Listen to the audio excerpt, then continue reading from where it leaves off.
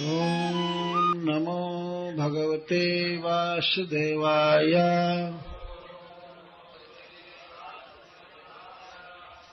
शौनक उवाच कपिलस्तत्त्वसंख्याता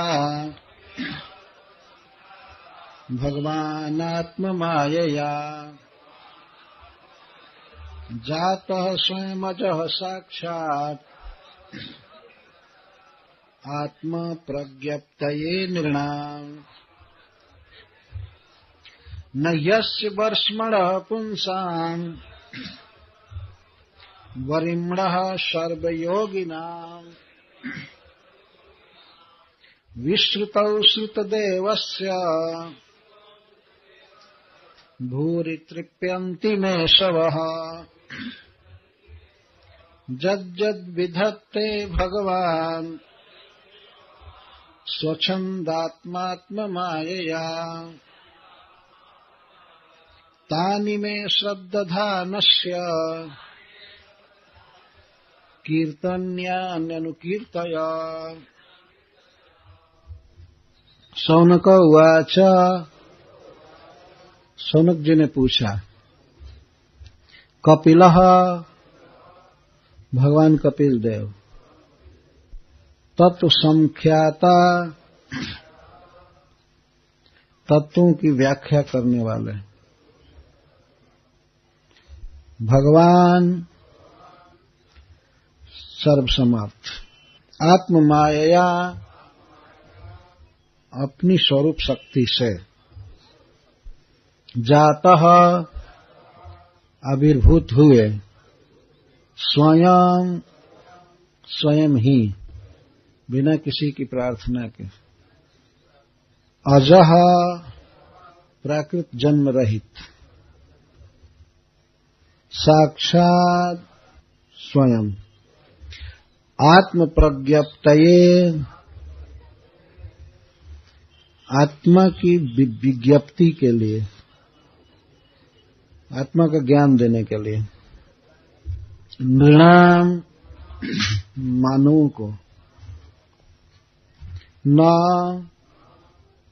न हे निश्चित अस्य इनके प्रभु के वर्ष्मणः जो श्रेष्ठ हैं पुंसां पुरुषों में जो पुरुषोत्तम हैं उनके वरिम्णः और जो वरिष्ठ हैं उनके सर्वयोगिनां समस्त योगियों के बीच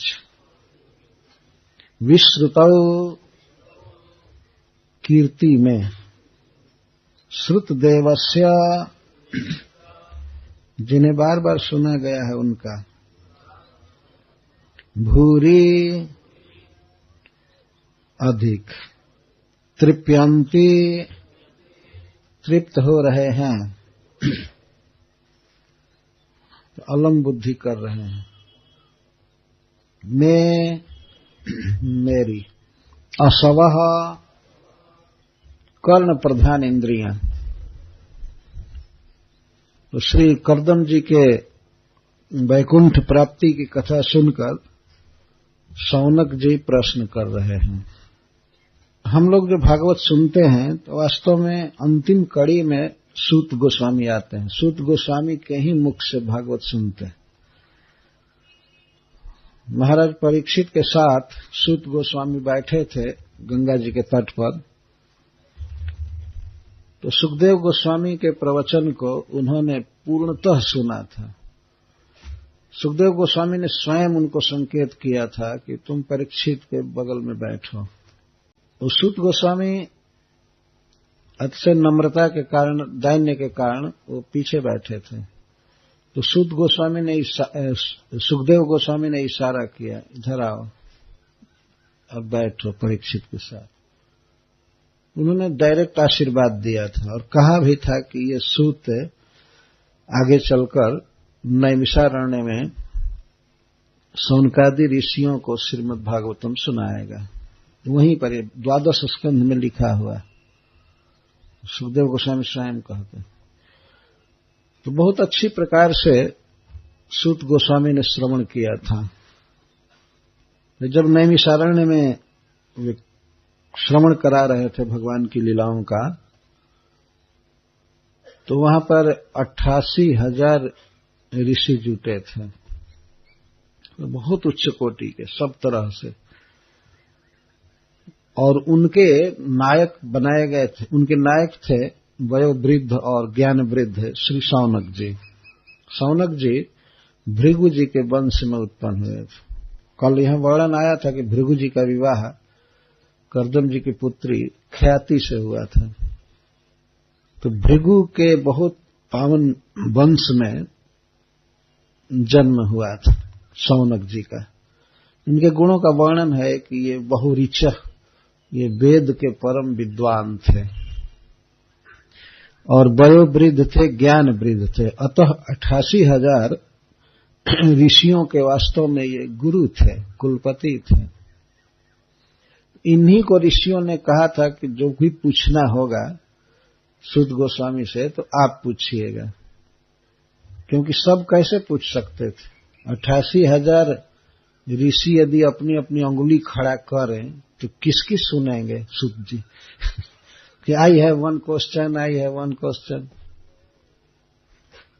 इसीलिए सबने निर्धारित कर लिया था कि सबके भाव को, शंका को, जिज्ञासा को सौनक जी समझते हैं, अतः वही पूछा करेंगे।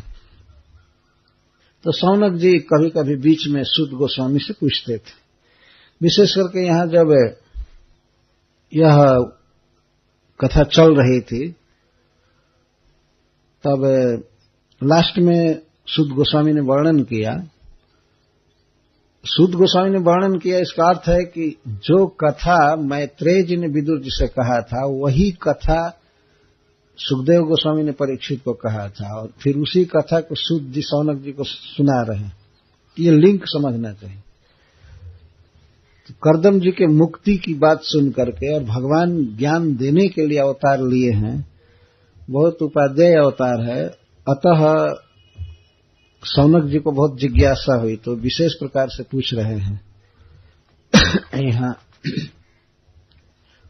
भगवान कपिलः तत्व संख्याता आत्ममाया स्वयं जात साक्षात आत्म प्रज्ञप्तये नृणाम। भगवान कपिल देव बिना किसी की प्रार्थना के स्वयं ही प्रकट हुए और वे तत्व के व्याख्याता हैं। समख्याता, संख्या या व्याख्या दोनों का एक ही अर्थ होता है। व्याख्या और समख्या, आ भी उपसर्ग है, ख्या का अर्थ है ख्यात करना, बताना, प्रचार करना, और तत्व का अर्थ है परम सत्य। परम सत्य की व्याख्या की जाती है तो उसके साथ साथ क्या असत्य है, क्या रियल चीज नहीं है, उसको भी क्लियर बताया जाता है, स्पष्ट बताया जाता है। तो जिस शास्त्र में, जिस ज्ञान परंपरा में प्राकृत तत्वों का भी वर्णन किया जाए और इसके साथ ही साथ परम तत्व भगवान का, जीव का, और भगवान के स्वरूप का, जीव के स्वरूप का, जीव की क्रियाओं का, तो इसको सांख्य शास्त्र कहा जाता है। इसके भगवान व्याख्याता हैं, प्रवर्तक। ऐसे बहुत बाद में एक कपिल नाम का दार्शनिक हुआ जिसने नास्तिक सांख्यवाद चलाया, श्रील प्रभुपाद जी कहते हैं। तो उसकी बात यहां नहीं की जा रही। देवहूति पुत्र कपिल देव की बात यहां की जा रही है। भगवान कपिल देव के उपदेशों को आप पढ़कर देख सकते हैं, कितना भक्ति भाव से उत्तप्रोत भक्ति का ही उपदेश है। प्रोवाच वै भक्ति वितान योगम। सूत गोस्वामी कहे हैं कि भगवान कपिल देव ने जो प्रवचन किया वो भक्ति वितान योगम, भक्ति वितान योग था। वास्तव में भक्ति के अंगों की व्याख्या की गई है। यही है सांख्य शास्त्र। इसको शेश्वर सांख्यवाद शास्त्र कहते हैं। और जो वो कपिल, जो भगवान नहीं था, उसने निरीश्वर सांख्यवाद चलाया, नास्तिक। ईश्वर की कोई चर्चा उसने नहीं किया। परंतु यहां पर भगवान कहा जा रहा है साक्षात कपिल देव को। साक्षात भगवान स्वयं जाता। क्यों जन्म लिए? शौनक जी कहते हैं आत्म प्रज्ञप्तये नृणाम। नृणाम मनुष्याणाम आत्म प्रज्ञप्तये। ज्ञप्ति का अर्थ होता है जानकारी, प्रचार, और प्र का अर्थ है प्रकर्षण। प्रज्ञप्तये प्रकृष्ट रूप से प्रत्येक मानव अपने को जान जाए, अपने आत्मा को पहचान ले, और इस तरह से पहले वो भगवान को पहचान ले, और भगवान को पहचानने के बाद तब अपने को पहचान लेता है, अपने को जान जाता है। आत्म प्रज्ञप्ति मनुष्यों को आत्मज्ञान देने के लिए, अपने स्वरूप का बोध कराने के लिए भगवान अवतार लिए। श्रील प्रभुपाद इस प्रसंग पर बहुत बड़ा लेक्चर दिए हैं। एक बार बॉम्बे में श्रील प्रभुपाद जी 22 दिन प्रवचन किए थे इसी अध्याय पर लगातार। उसे teachings of Lord Kapil Dev कहते हैं। तो उसका मैंने हिंदी अनुवाद किया है। सबसे पहला अनुवाद किया इसी का किया मैं, लेकिन उस पर नाम दूसरे का लिखा हुआ है, अनुवादक केवल नाम भर लिखा हुआ है, मेरा ही किया हुआ है। ये मेरा सौभाग्य था कि मैं वो किया। श्रील प्रभुपाद जी जिस टॉपिक पर 22 दिन प्रवचन किए हैं, तो उस पर कम से कम हम लोगों को 3 दिन तो सुनना चाहिए, कहना चाहिए। तो 3 दिन बचा हुआ है। बहुत महत्वपूर्ण यह शिक्षा है भगवान कपिल देव की। इसीलिए श्रील प्रभुपाद इस पर इतना लंबा प्रवचन किए। 2 ऐसे भागवत के सेक्शन हैं जिस पर प्रभुपाद जी बहुत प्रवचन किए हैं। एक तो महारानी कुंती की प्रार्थना पर, और दूसरा भगवान कपिल देव की शिक्षा पर। महारानी कुंती की प्रार्थना को प्रभुपाद जी 26 दिन बोले थे। वो बोले थे लॉस एंजलिस में, और बॉम्बे में बोले थे भगवान कपिल देव की प्रार्थना। तो शौनक जी भगवान का वर्णन करते हुए पूछते, जिज्ञासा करते हैं कि कपिल देव तो साक्षात भगवान है, और भगवान अपनी माया से प्रकट हुए, जात जन्म लिए। यद्यपि अज हैं, अ का अर्थ नहीं और ज का अर्थ जन्म। यद्यपि भगवान का कभी जन्म नहीं होता है, फिर भी जन्म लिए। इसका अर्थ क्या है? अजन्मा ने जन्म लिया। अजन्मा ने जन्म लिया, इसका अर्थ है कि और जीव जैसे जन्म लेते हैं, देवता या मनुष्य, पशु पक्षी, ऐसा जन्म भगवान का नहीं है। उनको कह सकते हैं कि वे जन्म लेकर भी अजन्मा है और अजन्मा होकर भी जन्म लिए, अजन्मा रह करके ही जन्म लिए। तो सबसे पहले हम लोगों को ये समझने का प्रयास करना चाहिए कि जन्म का मतलब क्या होता है।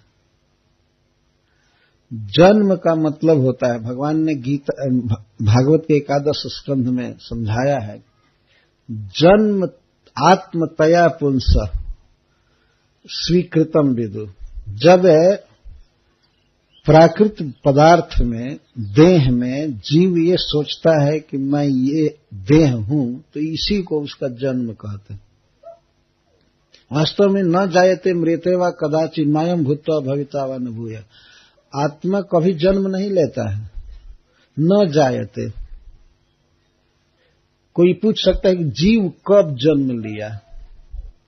भगवान कहते हैं कभी नहीं।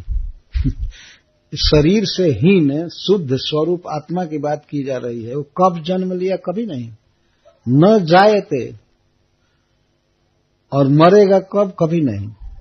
जन्म भी नहीं लिया है और कभी नहीं मरेगा। न जायते मृते वा कदाचित, कभी भी, कभी न मरेगा न कभी जन्म लिया है।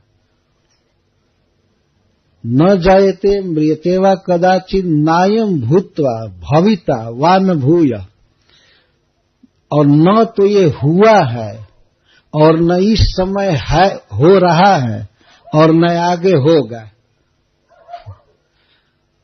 ये आत्मा का वर्णन भगवान कर रहे हैं गीता में। न जन्म लेता है न मरता है, न कभी हुआ है न हो रहा है न होगा। भूत्वा भविता वा न भूय, इसका अर्थ यह है कि न यह पहले कभी कुछ बढ़ा है और न इस समय बढ़ रहा है या घट रहा है और न आगे बढ़ेगा होगा। अजः नित्यम शाश्वतोयम पुराणो न हन्यते हन्यमाने शरीर। यह अज, जब जीव भी अज है तो श्री भगवान अजन्मा है, अज है, इसमें तो कहना ही क्या है। परंतु जीव का जन्म होता है, यदि प्राकृतिक दृष्टि से देखा जाए तो यह जन्म लेता है, शरीर में आता है और शरीर को मैं मान लेता है, तो यह उसका जन्म हुआ। और जिस दिन शरीर को पूर्णतः विस्मृत हो जाता है, इसी को उसका मरण कहते हैं। आत्मा नहीं मरता है, लेकिन इस शरीर को भूल जाता है, पूरा पूरा भूल जाता है, तो इसको मरण कहते हैं। और थोड़ा थोड़ा भूलता है और फिर जग जाता है इसी शरीर में, तो उसको निद्रा या तंद्रा आदि कहते हैं। हम लोग तो अपने शरीर को रात में भूल जाते हैं, है ना, प्लान करके भूलते हैं कि अच्छा से नींद आ जाए। अच्छा से नींद आने का मतलब खूब अच्छा से हम देह भूल जाएं, घर भूल जाएं, तो रोज भूलते हैं।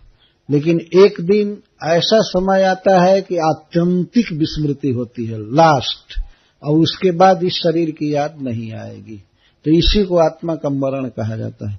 लेकिन वास्तव में मरता नहीं है, केवल शरीर को विस्मृत हो जाता है। यह मृत्यु का और जन्म का स्वरूप हम लोगों के अनुभव का विषय है। प्रत्येक व्यक्ति समझ सकता है, हाँ, जब हम सो जाते हैं तो शरीर को भूल जाते हैं, तो एक दिन ऐसा समय आता है कि अब पुनः याद करते ही नहीं है, तो शरीर चला जाता है। और वास्तव में शरीर से आत्मा का कोई संपर्क नहीं है। ऐसा नहीं समझना चाहिए कहीं है और सटा हुआ है इसलिए चेतना आ रही है। जड़ शरीर आत्मा को, चिद वस्तु को टच कर ही नहीं सकता है। वो इस समय भी इससे बिल्कुल अलग है, पर पता नहीं कैसे रिमोट कंट्रोल से चला रहा है, उसकी चेतना इसमें आ रही है, देखने की, बोलने की, सुनने की शक्ति सब आ रही है, परंतु इस शरीर में वो सटा हुआ नहीं है। और ऐसा नहीं है कि शरीर मान लीजिए गोरा है तो आत्मा इसके संग से गोरा हो गया, और काला शरीर है तो आत्मा भी काला हो रहा है, या शरीर छोटा है तो आत्मा भी छोटा हो रहा है। और यदि शरीर चींटी का है तो आत्मा छोटा हो गया, और हाथी का है तो बड़ा हो गया है। ऐसा कुछ नहीं है। गुणा गुणेश वर्तन्त, इस शरीर का साइज, आकार, रंग जो कुछ भी है अलग है। आत्मा अपने स्वरूप में रहता है, पर विदूषित क्या हो गई है, उसकी चेतना, उसकी समझ। अपने आप में वो जैसे है वैसे ही है, लेकिन उसकी जो चेतना है वो दूषित हो गई। वो मानने लगता है कि मैं देह हूं, देह के अनुबंधी पदार्थ मेरे हैं, मैं यहाँ का मालिक हूं, तो मैं नौकर हूं, मैं ब्राह्मण हूं, मैं क्षत्रिय हूं, मैं इंडियन हूं, मैं अमेरिकन हूं, मैं यह हूं वह। चेतना विदूषित हो गई। लेकिन वास्तव में आत्मा तो एक समान है। तो यहाँ पर भगवान के लिए शौनक जी कह रहे हैं अजह, जन्म रहित, और फिर कह रहे जात, जन्म रहित ने जन्म लिया। इसका अर्थ है भगवान का प्राकृत जन्म नहीं है। यहाँ इस जगत में मनुष्य जन्म लेता है तो उसके पीछे, उसके बैकग्राउंड में कुछ कारण होते हैं, उसके कुछ कर्म कारण होते हैं, कर्म बंधन में रहता है। तो प्रकृति या भगवान उसको उसके कर्मों के अनुसार शरीर देते हैं। 84 लाख जोनियां हैं, उसमें शरीर देते हैं। मनुष्यों को भी शरीर देते हैं, किसी जीव को मनुष्य शरीर देते हैं तो कौन किस परिवार में जन्म लेगा, कहाँ जन्म लेगा, ये सब भगवान देख लेते हैं। तो अपने कर्म में बंधा हुआ जीव यहां फोर्सली शरीर दिया जाता है। वह अपनी इच्छा से शरीर ग्रहण नहीं करता है। कोई भी मनुष्य या जीव अपनी इच्छा से शरीर ग्रहण नहीं करता है। अगर अपनी इच्छा के अनुसार जन्म लेना होता तो पहले से ही प्लान करके बिरला के परिवार में जन्म लिए होते, चाहे बहुत धनी, बहुत विद्वान, सुशिक्षित परिवार में, है ना। केवल उसी का परिवार भर जाता पूरी दुनिया में अगर इस तरह से स्वेच्छा से जन्म लेना होता था। ये लोग स्वेच्छा से जन्म नहीं लेते। जैसे कारागृह में लोग स्वेच्छा से नहीं जाते हैं, अब तो कभी कभी आंदोलन करके अपनी इच्छा से भी चले जाते हैं। जेल भरो आंदोलन कभी कभी करते हैं। नाम भी रखते हैं, जेल भरो आंदोलन। जेल इतना भरो कि अपने आप उद्विग्न होकर के सबको खोल देंगे, जाओ बाहर, हम इतनी की व्यवस्था नहीं कर सकते। परंतु वास्तव में ये शरीर ग्रहण करना यह जीव की इच्छा पर निर्भर नहीं करता है, बांधा जाता है। परंतु भगवान जब कहीं प्रकट होते हैं तो आत्म माया अपनी शक्ति से, अपनी इच्छा से प्रकट होते हैं और अपने स्वरूप में रहते हैं। जहां भी उनकी इच्छा हो जाती है प्रकट होने की, किसी व्यक्ति को पिता बना करके, किसी भक्त को पिता स्वीकार करके वहां प्रकट होते हैं, अथवा खंभे से प्रकट हो जाएं या भूमि से प्रकट हो जाएं, कहीं भी प्रकट हो सकते हैं। उन पर कोई भी अंकुश नहीं है, कोई बाधा नहीं है कि नहीं प्रकट हो सकते। कौन है रोकने वाला उनको कि मत प्रकट हो?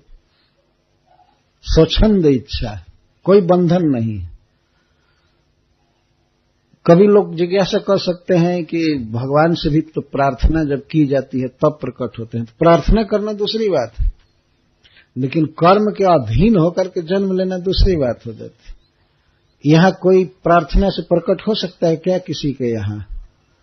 ऐसे बहुत से लोग होते हैं जिनको पुत्र ही नहीं होता है और वो ऐसे सोचते रहते हैं, हे भगवान किसी को जन्म दो हमारे घर में, हमको बेटा चाहिए, बेटा चाहिए। और मान लीजिए वो दोनों दंपति बहुत धनी हैं और उनको कोई पुत्र नहीं है, उनका कोई दाय भाग लेने वाला नहीं है। तो कोई गरीब आदमी सोचे ठीक है मैं आपका पुत्र बनूंगा। क्या बन सकता है? अगर उससे प्रार्थना करें वो माता पिता, पति पत्नी, कि आप गरीब हैं, हम लोग बहुत धनी हैं, आप हमारे घर में पुत्र के रूप में जन्म ले लीजिए, तो कोई है उपाय क्या वो जन्म ले लेगा? कोई उपाय नहीं।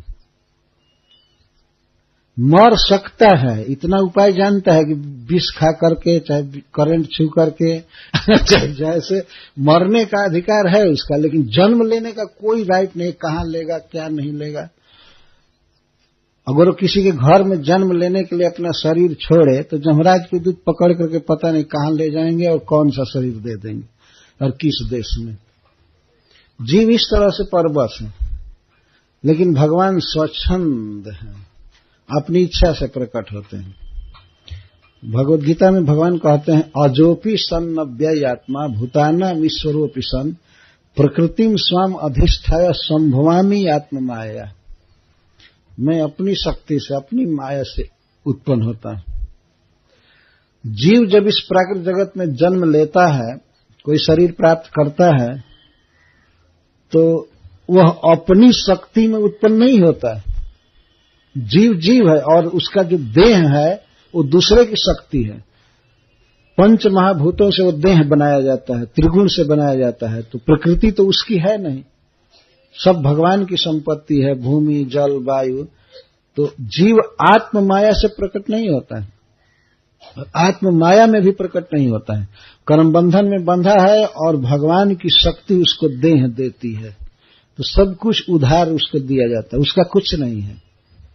और इसीलिए देखा जाता है कि मरने पर देह यहीं छीन लिया जाता है, जाओ अब तुम, और फिर दूसरा देह दिया जाता है। सदा दूसरे के किसी पर आश्रित नहीं है। आत्म माया शब्द का यह अर्थ, किसी भी बात के लिए किसी पर आश्रित नहीं। श्रील प्रभुपाद जी एक जगह प्रवचन में कहते हैं इसी बात को कि भगवान किसी पर आश्रित नहीं है। तो वे कहते हैं कि संसार में किसी मनुष्य को यदि पुत्र चाहिए तो उसे अपने पत्नी पर निर्भर करना पड़ेगा। बिना पत्नी के पुत्र प्राप्त नहीं कर सकता, वो बाध्य है। लेकिन भगवान इस तरह से बाध्य नहीं है। भगवान की पत्नी लक्ष्मी जी साथ में ही रहती हैं, आज भी नित्य किशोरी हैं, साथ में रहती हैं। लेकिन भगवान को जब पुत्र पाने की इच्छा हुई तो अपने नाभि से कमल खिलाए, कमल बढ़ाए और कमल पर ही इस विश्व का निर्माता ब्रह्मा को पैदा कर दी। वो कोई बाध्य नहीं है कि स्त्री से ही पुत्र पैदा किया जाएगा, वो अपने आप से ही पैदा कर दिए। ऐसा अद्भुत पुत्र है जो इस विश्व का सबसे बड़ा मैनेजर है, देखता रहे। और पुत्र उत्पन्न करके भगवान उसको किसी कोचिंग में, स्कूल में नहीं भेजे, सो जरा सिखा दें, ऐसे बेवकूफ रहेगा, ठीक नहीं है। भगवान ने संकल्प किया इसे सारे वेदों का ज्ञान हो जाए, बस हो गया, संकल्प मात्र से। कोई है पिता इस संसार में ऐसा जो अपने बच्चे के लिए संकल्प करे कि एक ही दिन में सारा मेडिकल साइंस और विज्ञान सब कुछ पढ़ जाए? क्या पढ़ा सकता है संकल्प मात्र से? नहीं। उसके लिए उसे स्कूल कॉलेज भेजना पड़ता है, ये करो वो करो, बहुत खर्च करना पड़ता है। तो मनुष्यों की स्थिति है वो सर्वदा परतंत्र है, दूसरे के आश्रित हैं। खाने के लिए दूसरे का दिया हुआ खाएंगे, पहनने के लिए दूसरा देता है, सब कुछ दूसरा दिया है। सांस लेने के लिए हवा जो है वो उनकी प्रकृति नहीं है जीवों की, वो दूसरे का दिया हुआ है। लेकिन भगवान तो अपनी माया में, अपनी शक्ति में रहते हैं, उन्हें किसी की आवश्यकता नहीं है। जब इस प्राकृत जगत की सृष्टि करनी होती है, ब्रह्मांड की रचना करनी होती है, तो जानते हैं कैसे ब्रह्मांड सृष्ट हो जाता है। भगवान के अपने श्री विग्रह से ही सारी वस्तुएं निकल जाती है, उनके श्री देह से ही, श्री अंग से ही सब कुछ निकलता है। आपने पढ़ा है ब्रह्म संहिता में, जस्सैक निःश्वसित काल मथावलंब्य जीवन्ति लोम विलजा जगदंडनाथ। जगदंडनाथ, सारे ब्रह्मांड भगवान के मुख से निकलते, एक सांस में निकलते हैं। ब्रह्मांड और ब्रह्मांड के अधिपति ब्रह्मा आदि सब। जस्सैक निःश्वसित काल मथावलंब्य जीवन्ति लोम विलजा। कब तक ये सृष्टि रहती है? निःश्वास तक। निःश्वास का अर्थ है बाहर सांस करना, और प्रश्वास का अर्थ है भीतर लेना। कब तक सृष्टि रहती है? जब तक भगवान एक निःश्वास लेते हैं, सांस एक निकालते हैं, उतने काल तक ब्रह्मा आदि रहते हैं, और दूसरा सांस जब खींचते हैं भीतर, सारी सृष्टि ध्वस्त हो जाती है। ये सब कुछ भगवान से निकला हुआ है। ऐसा नहीं कि भगवान को जब सृष्टि करनी हुई तो उन्होंने सोचा कि किसी को टेंडर देना चाहिए, ठेका देना, कॉन्ट्रैक्ट देना चाहिए, और ट्रक से ये माल मंगाओ, ये माल मंगाओ, ये करो, ऐसा सारा प्लान करके तब पहाड़, समुद्र ये सब बनाएंगे।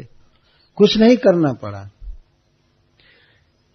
वो तो सोए थे समुद्र में और उन्होंने संकल्प किया, स ऐक्षत बहुश्याम।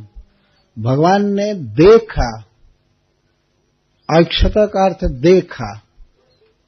भगवान ने देखा। भगवान के देखने में और सोचने में कोई अंतर नहीं है। भगवान ने विचार किया कि यहां सृष्टि होनी चाहिए, तो तुरंत हो गई। जैसे भगवान के भक्त करदम जी के विषय में हम लोगों ने बात किया था, उन्होंने सोचा कि ऐसा अद्भुत घर होना चाहिए, बस उसी समय हो गया। थोड़ा भी काल विलंब नहीं हुआ, देर नहीं लगी। जब भगवान का भक्त ऐसी सृष्टि कर सकता है बिना किसी प्रयास के, बिना किसी देरी के, और अद्भुत भवन, अद्भुत रत्न, अद्भुत परफार्नालियाज, सब कुछ अद्भुत, तो भगवान अगर विश्व की सृष्टि कर दे बिना किसी बाह्य उपकरण के, इसमें आश्चर्य की क्या बात। इस तरह से भगवान ने विश्व की सृष्टि की है। सारा उपकरण उन्होंने संकल्प मात्र से प्रकट कर दिया। जो इतना बड़ा ब्रह्मांड, ऐसे अनंत कोटि ब्रह्मांड भगवान से निकले, तो ऐसा नहीं समझना चाहिए कि भगवान पिचक करके खाली हो गए। भीतर से भगवान का सब निकला तो खाली हो गए। पूर्णस्य पूर्णमादाय पूर्णमेवावशिष्यते, उनमें से कितना ब्रह्मांड निकलता रहता है, निकलता रहता है, निकलता रहता है, लेकिन भगवान जैव के त्यों पूर्ण रहते हैं। और ऐसा भी नहीं है कि अनंत कोटि ब्रह्मांड को प्रलय में अगर लील जाते हैं, महाप्रलय में, तो भगवान को अपच हो गया और डाइजेशन खराब हो गया, ये हो गया, डायरिया हो गया, ऐसा नहीं, कुछ नहीं है। न भगवान का कुछ बढ़ता है न कुछ घटता है। इस तरह से वे सर्वसमर्थ प्रभु हैं। सब कुछ वहीं से आया है। आजकल के लोग इन प्राकृत वस्तुओं का विश्लेषण करते हैं, समझने का प्रयास करते हैं। वस्तु का गुण धर्म, इसकी क्या विशेषता है, इसका क्या सिग्निफिकेंस है, इससे कौन सा काम हो सकता है, इससे बम बनाया जा सकता है या वायुयान बनाया जा सकता है, इससे वस्तुओं का विश्लेषण करते हैं। ये ऐसा है, ऐसा है, ऐसा है। लेकिन अगर उनसे पूछा जाए कि ये वस्तुएं आई कहां से हैं, जरा इसको बताओ, तो उनके पास कोई उत्तर नहीं है। सीधा कह देते नेचर ने दिया है। ये ज्ञान कुछ है नहीं, ऐसे ऐसे नेचर ने दिया है। अगर पूछा जाए नेचर क्या है, तो कहा नहीं जा सकता क्या है, कुछ नहीं। और कुछ को जरा सा तंग कीजिए, नहीं नहीं बताइए ये सब वस्तुएं कहां से आई है, भूमि, जल और पहाड़, अग्नि, ये सब वस्तुएं कहां से आई, तो ये कह देते हैं कोई कारण नहीं है, बाई चांस सब हो गया।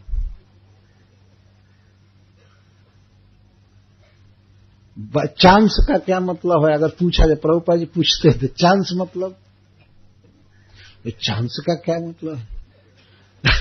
बाई चांस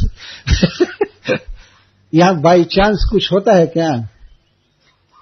कोई व्यक्ति पहली बार आवे भुवनेश्वर में और किसी वृद्ध व्यक्ति से पूछे, या यहाँ के कोई वरिष्ठ मिनिस्टर से पूछे कि ये भुवनेश्वर कैसे बस गया, बाई चांस बस गया।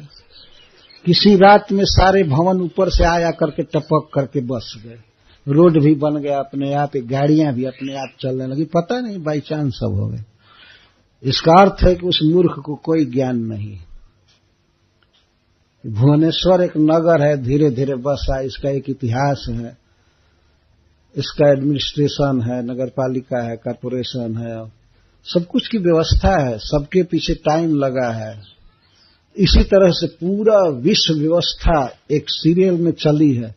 इसका क्रोनोलॉजिकल ऑर्डर है वास्तव में, कालक्रम के अनुसार कैसे किसके बाद कौन हुआ, किसके बाद कौन हुआ, किसने क्या बनाया, किसने क्या बनाया, इसके पीछे क्या नियम है, इसको कैसे रखा जाएगा, ये किया जाएगा, वो किया जाएगा, सब सिस्टमेटिक भगवान की व्यवस्था है। लेकिन भगवान की व्यवस्था तक दिमाग नहीं पहुंचता है तो सब बाई चांस हो गया। बाई चांस, तुम्हारा अज्ञान बाई चांस हुआ बाई चांस, कुछ ही बाई चांस नहीं होता। अब तुम बैठे रहो और कहो कि कोई कहे कि ठीक है बैठे रहो, बाई चांस तुमको भोजन मिल जाएगा। तुम क्यों इतना काम धंधा करते हो, सवेरे से शाम तक इधर दौड़ो उधर दौड़ो, ऑफिस में फोन करो, ये करो, जब बाई चांस हो ही रहा है तो अपने आप भोजन पक जाएगा, अपने आप खाओगे, जियोगे, क्या हलचल करना है। जब इतना बड़ा काम बाई चांस हो सकता है तो तुमको आधा किलो भोजन बाई चांस नहीं मिलेगा? नहीं, उसके लिए तो कहते हैं करना पड़ेगा, करना पड़ेगा, ये करना पड़ेगा, वो करना पड़ेगा, और ये बाई चांस हो गया। एक बार तो हमसे एक व्यक्ति बहस कर रहा था कि ये प्रकृति ने किया है, प्रकृति ने किया है। तो मैं पूछ दिया, प्रकृति तुम्हारी दादी है? प्रकृति कर रहा है, कहाँ प्रकृति रहती है, किसकी प्रकृति है? प्रकृति दे रही है, प्रकृति कुछ नहीं करती है। प्रकृति तो पुरुष के, भगवान के अनुशासन से कुछ रचना करती है। जैसे कोई बच्चा हुआ है और उसको कोई कहे ये तो बाई चांस हो गया है, बाई चांस नहीं हुआ है, वो किसी माता से जन्म लिया है, पर माता ने भी जन्म नहीं दिया है। ये सिद्धांत है। वास्तव में वो अंश पुरुष का है, पुरुष के संजोग से माता ने उसको पैदा किया है, अन्यथा वो पैदा नहीं कर सकती है। भगवान गीता में कहते हैं, मयाध्यक्षेण प्रकृति सूयते सचराचरम हेतुना नैन कौन्तेय जगत विपरिवर्तते। हे कुंती नंदन, मैं जब प्रकृति पर देखता हूं अध्यक्षेण अधिक्षेण, जब मैं संकल्प करके प्रकृति पर देखता हूं तब प्रकृति सभी जीवों को उत्पन्न करती है, नहीं तो ऐसे कर ही नहीं सकती है। जड़ बहिरंगा प्रकृति है, क्या उत्पन्न करेगी। तो प्रकृति को गर्भित करके जो पुरुष सारे विश्व की सृष्टि कर रहा है, सारा भोगोपकरण दे रहा है, शरीर दे रहा है, सारी सुविधा दे रहा है, उस पुरुष को कोई जानता ही नहीं। भगवान स्वयं गीता में कहते हैं, त्रिभिर गुणमयैर भावे रेभि सर्वविदम जगत मोहितम ना भी जानाति मामेभ्यः परमव्यय।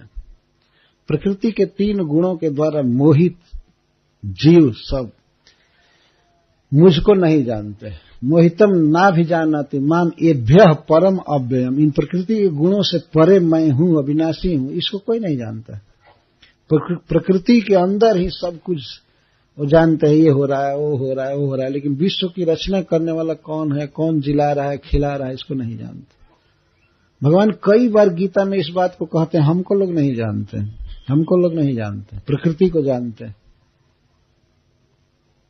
क्योंकि प्रकृति के गोद में रह रहे हैं, प्रकृति का खा रहे हैं, सब कुछ कर रहे हैं, तो प्रकृति को तो जानते हैं थोड़ा थोड़ा, और इतना ही जानते हैं कि प्रकृति दे रही है। प्रकृति क्या है ये भी नहीं जानते, प्रकृति दे रही है, और पुरुष इसके पीछे सारा काम कर रहा है, उसको नहीं देखते।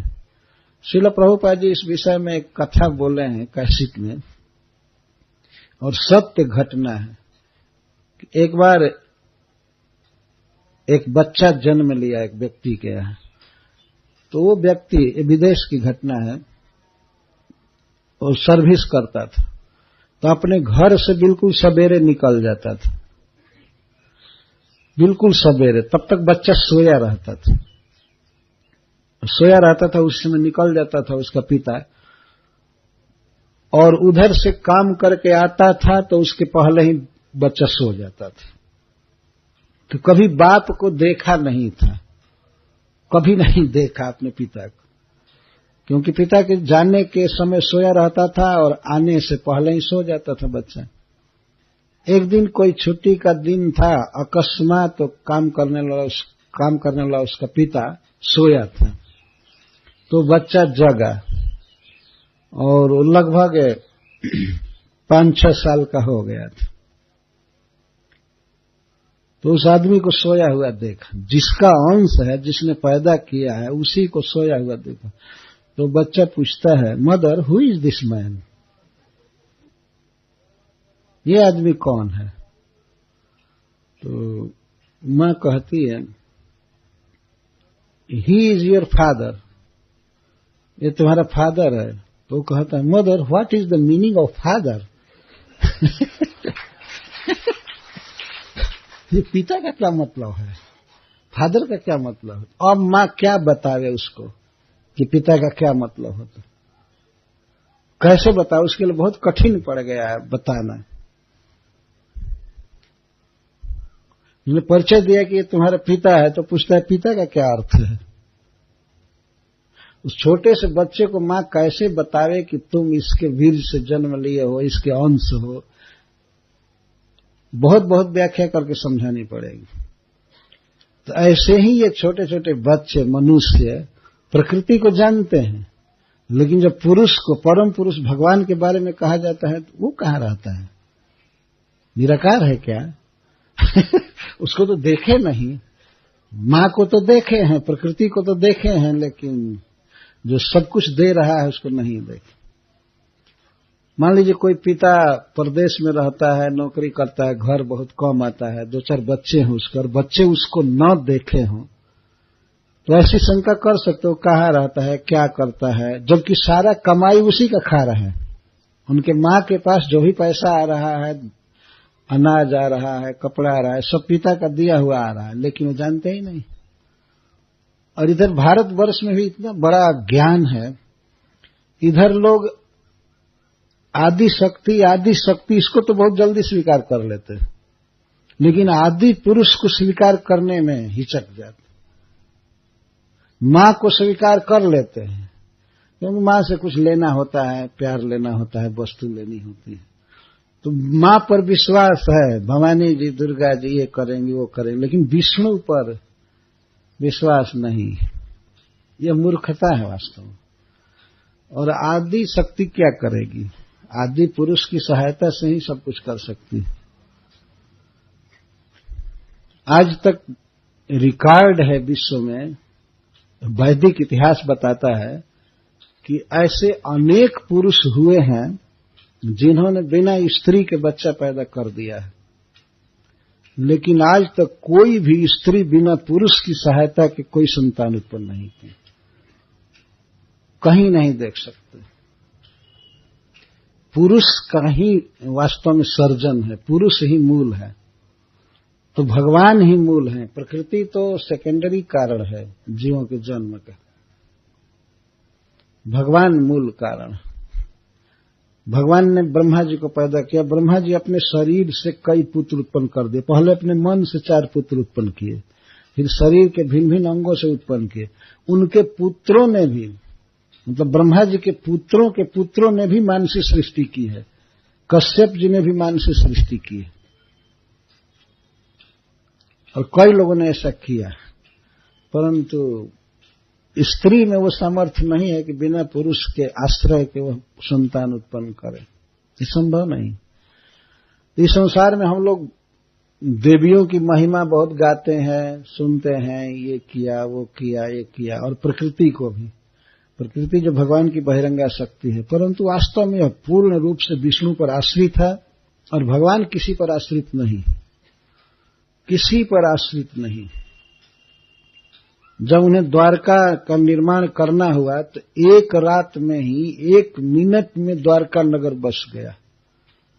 भगवान अभी मथुरा में थे, जब नगर बनकर तैयार हो गया, एक क्षण में ही सारा, बहुत विस्तार का नगर, और सब कुछ अद्भुत थे, कला प्रस्तुत की गई थी वहां पर, सब कुछ अद्भुत। ये श्रीमद् भागवतम में लिखा गया है।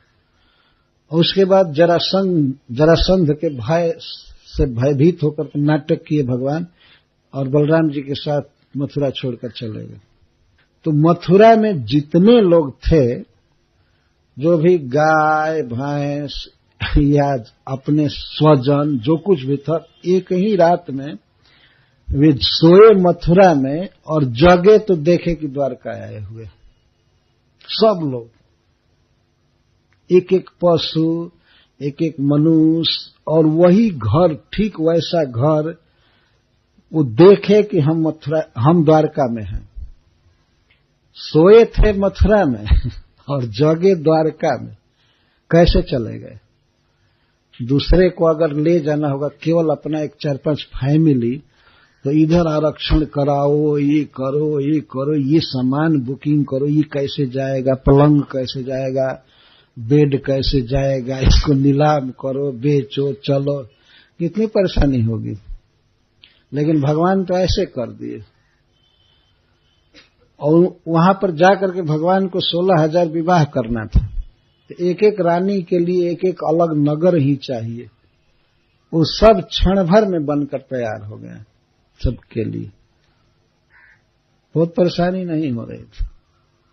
तो इसी तरह से सृष्टि हुई है। भगवान स्वतंत्र है, इस बात को समझना चाहिए। वो पराश्रित नहीं है, किसी की अपेक्षा उनको नहीं, वो सब तरह से पूर्ण है। तो अपनी इच्छा से प्रकट हुए मनुष्यों को ज्ञान देने के लिए। श्रील प्रभुपाद इस निर्णाम शब्द पर बहुत व्याख्या किए हैं लेक्चर में, अपने भाषण में इसको बहुत हाईलाइट किए कि भगवान यहां पर आते हैं तो वे मुख्यतः मनुष्यों के हित के लिए आते हैं और देवताओं की रक्षा के लिए आते हैं, क्योंकि मनुष्य और देवता मिल करके बाकी सृष्टि को ठीक से रख सकते हैं। और भी पशु पक्षी जो भी हैं, दैत्य वगैरह, उनको ये लोग ठीक रखते हैं। इसलिए मनुष्य समाज में भगवान प्रायः आया करते हैं। ये चाहते हैं कि मनुष्य का समाज भौतिक सुख सुविधा के साथ साथ आध्यात्मिक जीवन में पूर्ण पारंगत होना चाहिए।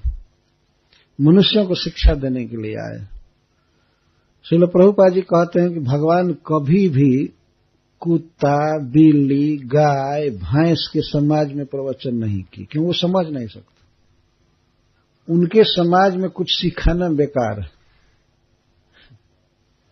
ऐसे भगवान गौओं के समाज में रहे, लेकिन उनको केवल घास चराते थे। ऐसा नहीं कि उनको प्रवचन सुनाया करे वृंदावन में, लेकिन वो मनुष्यों के लिए आते हैं। किसके लिए? आत्म प्रज्ञप्ते नृणाम। ज्ञान वास्तव में मनुष्यों को ही दिया जा सकता है, पशु पक्षी को नहीं दिया जा सकता।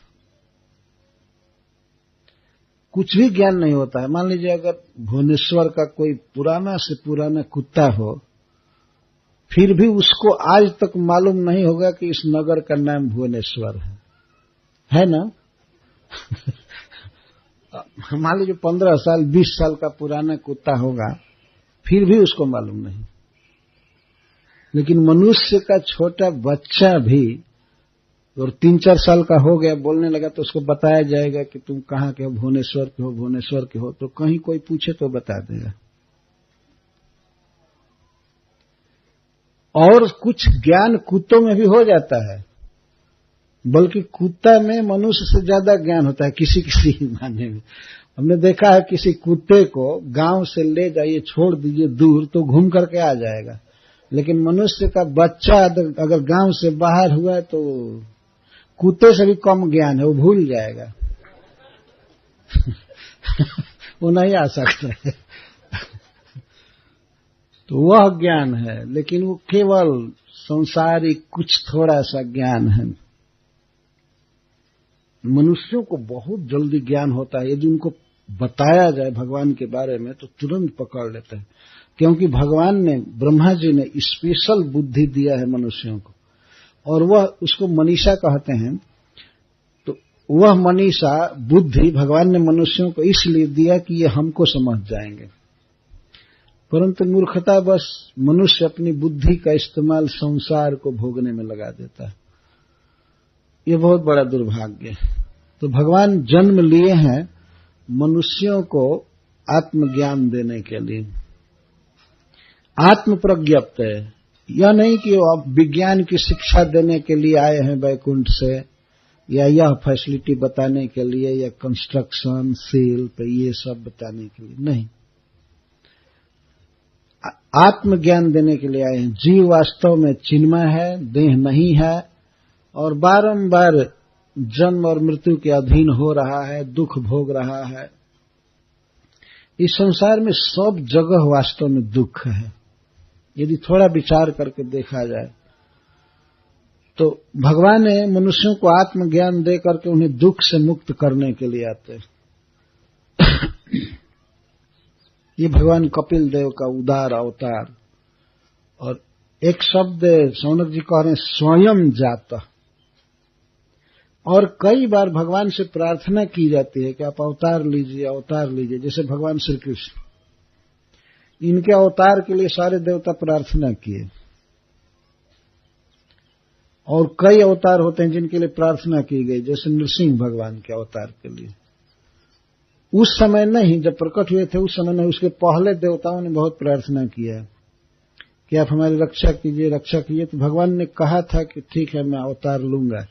जिस दिन हिरण्यकश्यप प्रहलाद का वध करना चाहेगा अपने हाथ से, उसी दिन मैं प्रकट होकर के उसका वध कर दूंगा, पर प्रहलाद की रक्षा करूंगा। और तुम लोग भी चिंता मत करो, मैं तुम्हारी रक्षा करूंगा। वामन देव के अवतार के लिए अदिति ने पयोव्रत किया था। कई अवतार ऐसे हैं जिनके लिए प्रार्थना की जाती है, प्रयास किया जाता है, लेकिन भगवान कपिल देव के अवतार के लिए कोई प्रार्थना नहीं। स्वयं ही मनुष्यों का हित करने के लिए, उन्हें सच्चा ज्ञान देने के लिए भगवान अवतार लिए। तो ऐसे प्रभु के कीर्ति को सुनने में मेरी इंद्रियां तृप्त नहीं हो रही हैं। शौनक जी कहते हैं, मैं और सुनना चाहता हूं, और सुनना चाहता हूं। और मैं का उपलक्षण सारे ऋषि मुनि ये सब और सुनना चाहते हैं। और भगवान के लिए कह रहे हैं, भगवान पुंसम वर्ष्मण, पुरुषों में सर्वश्रेष्ठ है, पुरुषोत्तम है। और सर्व योगी नाम वरिम्ण, और समस्त योगियों में सर्वश्रेष्ठ। भगवान पुरुषों में सबसे श्रेष्ठ है और योगियों में भी सबसे श्रेष्ठ है। इसीलिए भगवान का नाम पुरुषोत्तम है और योगेश्वर है। योगेश्वरेश्वर, योगेश्वरों के भी ईश्वर हैं श्री कृष्ण। भगवान सभी उपाय जानते हैं और भक्ति योग के द्वारा प्राप्य हैं। योग का अर्थ होता है माया बंधन से मुक्त होकर के भगवान से संयोग करना। तो इस विषय में भगवान को जो ज्ञान है वो किसी को ज्ञान नहीं, और वास्तव में भगवान ही यथार्थ वक्ता है। ज्ञान केवल भगवान को है और ठीक ठीक प्रवचन भी भगवान ही कर सकते हैं। कुछ लोगों को थोड़ा ज्ञान इस संसार में होता भी है, लेकिन उसको बोलने की कला उनको मालूम नहीं है, बोल नहीं सकते, प्रकट नहीं कर सकते। कौन बात कितने शब्दों में कहना है, किस देश में कहना है, किस काल में कहना है, कौन बात जरूर आनी चाहिए, कौन बात मुख से नहीं निकलनी चाहिए, बहुत कम लोगों को मालूम है। ठीक ठीक प्रवचन करना, ठीक ठीक सब चीज का ज्ञान केवल श्री भगवान को है। इसलिए उनको कहा गया सर्व योगिनाम वरिम्ण, सभी योगियों में सर्वश्रेष्ठ। वरिम्ण षष्ठी विभक्ति में है, सभी योगियों में सबसे श्रेष्ठ और सभी पुरुषों में उत्तम है, सबसे अधिक सुंदर, सबसे अधिक विद्वान। मतलब अनंत विद्या के आगार, अनंत सौंदर्य, अनंत बल, अनंत जस, सब कुछ अनंत है। इसीलिए इनको पुरुषोत्तम कहते हैं। तो भगवान पुरुषोत्तम है, जोगेश्वरेश्वर है। तस्य विश्रुतौ, भगवान के विश्रुति में, कीर्ति में, श्रुत देवस्य, बारंबार सुनने के बाद भी मैं असवह न तृप्यन्ति। श्रुत देव का अर्थ है कि देव का अर्थ कृष्ण और श्रुत का अर्थ सुने हुए। ये अपनी विशेषता शौनक जी बता रहे हैं। हमने भगवान के विषय में बहुत सुना है, फिर भी मेरी इंद्रियां तृप्त नहीं हो रही, हमारी इंद्रियां तृप्त नहीं हो रही। मैं बहुत सुना है। अथवा भगवान की कीर्ति बहुत फैली हुई है, सारे संसार में बहुत फैली हुई है, और अपनी कीर्ति के द्वारा भगवान देदीप्यमान हैं, चमकते हैं, बहुत सुंदर लगते हैं। तो ऐसे प्रभु की विश्रुतौ कीर्ति में को सुनने के बाद भी मेरी इंद्रियां तृप्त नहीं हो रही हैं।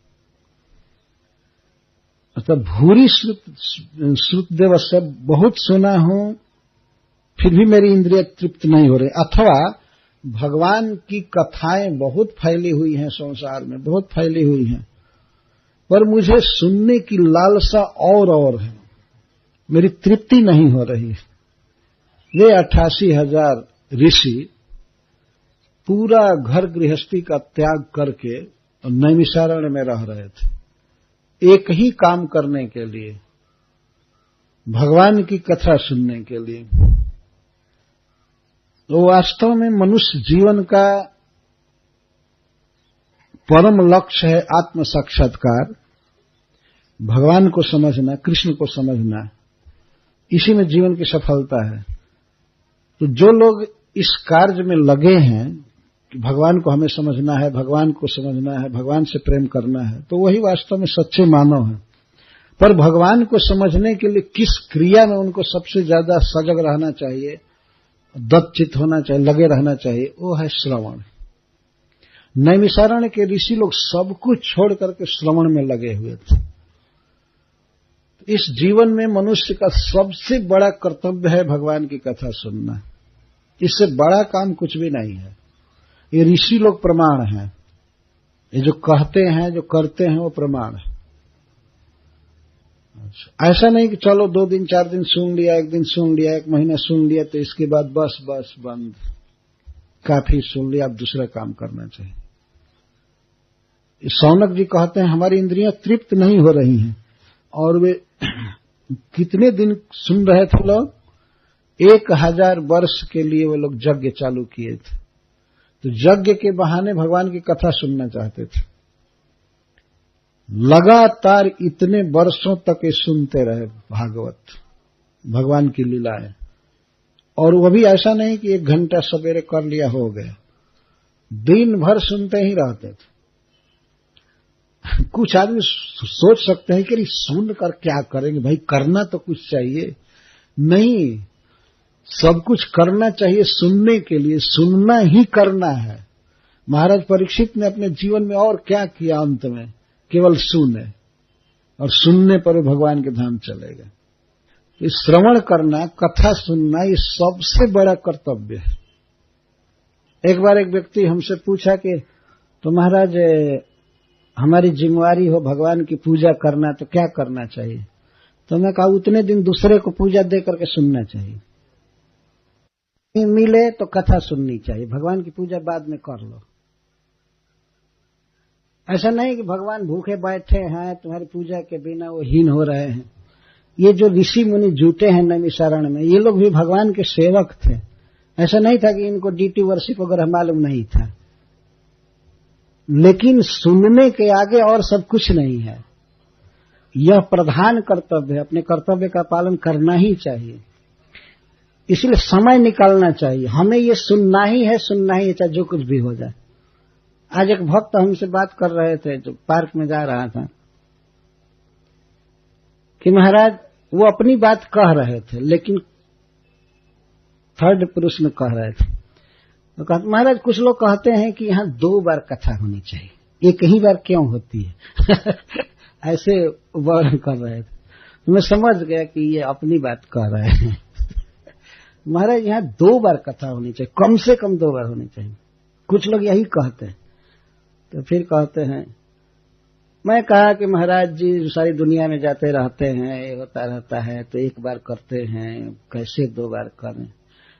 लेकिन वही व्यक्ति लास्ट ईयर यहाँ पर अनुमोदन में रो दिए कि यहाँ 2 बार कथा क्यों नहीं होती है, मतलब एक ही सप्ताह में 2 बार क्यों नहीं कथा होती। तो शायद उन्हीं की प्रार्थना से भगवान ने यहाँ ये व्यवस्था कर दी है कि इस बार 2 सीटिंग में कथा है। जी, तो हम लोग तो कुछ भी नहीं सुन रहे हैं, बोल रहे हैं। वास्तव में वक्ता और श्रोता तो सूत जी हैं और शौनक जी हैं, ये ऋषि लोग। सब कुछ छोड़ करके और भगवान की बात सुन रहे हैं। सुनना ही प्राप्ति कराएगा भगवान की, भगवान के चरणों में प्रेम देगा। इतना सुनने के बाद भी शौनक जी कहते हैं मेरी इंद्रियां तृप्त नहीं। इंद्रियां तृप्त नहीं है मतलब सारी इंद्रियां उत्सुक हैं सुनने के लिए, मतलब सब कान के पीछे हैं। श्रवण इंद्रिय कान ही सुनेगा, लेकिन ये कह रहे मैं असवह न तृप्यंती, मेरी इंद्रियां तृप्त नहीं हो रही हैं। इसका मतलब क्या है? इसका मतलब यह है कि श्रवण में ही सारी इंद्रियां लगी हुई हैं। जिह्वा न खाना चाहती है, न और पैर कहीं चलना चाहता है, और इंद्रियों की वृत्ति बिल्कुल सस्पेंडेड है और कोई काम नहीं करना चाहते हैं, सुनना चाहते हैं। तो इसके लिए कहा जा रहा है कि सारी इंद्रियां श्रवण में रत हैं और सुनने पर भी तृप्त नहीं हो रही, सुनने पर और सुनने की लालसा बढ़ रही। यही है मनुष्य का कर्तव्य, इसी के लिए प्रयास करना चाहिए। तस्सैव हेतु प्रजतेत कोविदो न लभ्यते जद भ्रमतानुपर्यध तल्लभ्यते दुखवदन्यतः सुखम सर्वत्र कालेन गभीर रंगसा। श्री नारद जी भगवान व्यास देव से कहते हैं कि किसी भी बुद्धिमान व्यक्ति को कोविद उसी बात के लिए प्रयास करना चाहिए, उसी के लिए जो अपने आप मिलने वाला नहीं है और जिसे पाना बहुत जरूरी है, तो वो है भगवान की भक्ति। उसी के लिए प्रयास करना चाहिए, उसके लिए पैसा खर्च करना और भी दूसरा काम धंधा छोड़ करके उसके लिए जाना सुनना, इसको प्रयास कहते, परिश्रम करना चाहिए। प्रयास का अर्थ परिश्रम। तस्सैव हेतु प्रजतेत कोविदो न लभ्यते जद भ्रमतानुपर्यध। और जो कुछ भी है, भोजन है, वस्त्र है, और जो कुछ संसार में मिलना है वो मिलेगा ही, इसमें कोई संदेह नहीं है। कैसे मिलेगा? दुखवत। जैसे हम दुख के लिए कोई प्रयास नहीं करते हैं, कोई परिश्रम नहीं करते हैं, पर दुख आ ही जाते हैं। अपने आप दुख आएगा, आता रहता है, बल्कि दुख को हटाने की कोशिश करते रहते हैं, लेकिन दुख आते ही रहते हैं। मान लीजिए कोई व्यक्ति स्वस्थ है तो क्या कभी वो कामना करता है कि भगवान मुझको बहुत दिन हेल्दी रखे हैं, मैं चाहता हूं कि मुझको कफ हो, मुझको कलरा हो जाए, मुझको मलेरिया हो जाए, क्या कोई चाहता है? नहीं चाहता है, लेकिन वो दुख आ ही जाता है। उसी तरह से सुख भी आएगा आएगा आएगा, यदि कर्म में लिखा है, और नहीं लिखा है तो हाय हाय करने से भी नहीं मिलेगा। तो किसके लिए यत्न करना चाहिए? श्रवण के लिए यत्न करना चाहिए। मुख्य बात है भगवान के श्रवण कीर्तन के लिए यत्न करना चाहिए। तस्सैव हेतु प्रजतेत कोविदो न लभ्यते जद भ्रमतामुपर्यद। ये भगवान की भक्ति ऐसी है कि केवल जन्म लेने से इस ब्रह्मांड में उस ब्रह्मांड में अपने आप नहीं मिलती है, इसके लिए करना पड़ता है, करना पड़ता है, तब यह भक्ति मिलती है। तो करने में जो सबसे प्रधान काम नारद जी बता रहे हैं वो है भगवान की लीलाएं सुनना। तो सुनने के लिए प्रयास करना चाहिए, धन कमाना चाहिए, धन का विनियोग करना चाहिए कि हमको सुनने का अवसर मिले, सुनने का अवसर मिले। और यही भक्ति का अंग मनुष्य को कृष्ण के चरण कमल में भेज देगा, जैसे महाराज परीक्षित इसके प्रमाण है। और भी भक्ति के अंग कर सकते थे कि नहीं? सुखदेव गोस्वामी से कहते कि ठीक है बंद कीजिए, कुछ और ड्यूटी करनी है और कुछ कर लें। लेकिन परीक्षित महाराज कहते हैं तुम बैठो और मैं बोल रहा हूं, तुम्हें कुछ भी करने की जरूरत नहीं, सुनो सुनो। बीच बीच में कहते जाते हैं श्रूयताम शृणुस्व राजन, हे राजन सुनो सुनो सुनो। उन्होंने कभी भी ऐसा नहीं कहा कि अब सुन लिया अब थोड़ा सा और दूसरा काम करो, भक्ति के ही और अंगों को करो, नहीं, सुनो। तो यहां पर यही अर्थ निकल रहा है। शौनक जी कहते हैं कि हमारी इंद्रियां तृप्त नहीं हो रही, आप और बताइए, और कीजिए, कहिए। जद जद विधत्ते भगवान स्वच्छंदात्मात्म मायया तानि में सद्दधानस्य कीर्तन्यान्यनुकीर्तय।